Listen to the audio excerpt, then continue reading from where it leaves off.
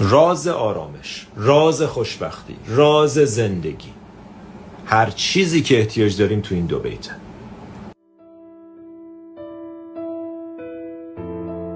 از حادثه جهان زاینده مترس و از هرچه رسد چون نیست پاینده مترس.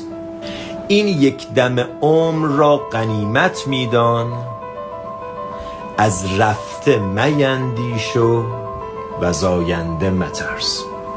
دنیای 10,000 چیز، هر لحظه اتفاق، هر لحظه تغییر، هر لحظه یهو به یه چیزی به دست میاره، یهو یکی مریض میشه، یهو نمیدونم خبر خوب میشنوی، یهو فضل خبر بد میشنوی، یهو ماشینتو دزد میزنه، یهو یه جا بیزنس پیدا میکنه، یهو همه چیز در حال تغییر. جهان زاینده از اتفاقایی که تو این دنیای 10,000 things، تو این دنیای پر هرج و مرج، پر رفت و آمد میفته نترس.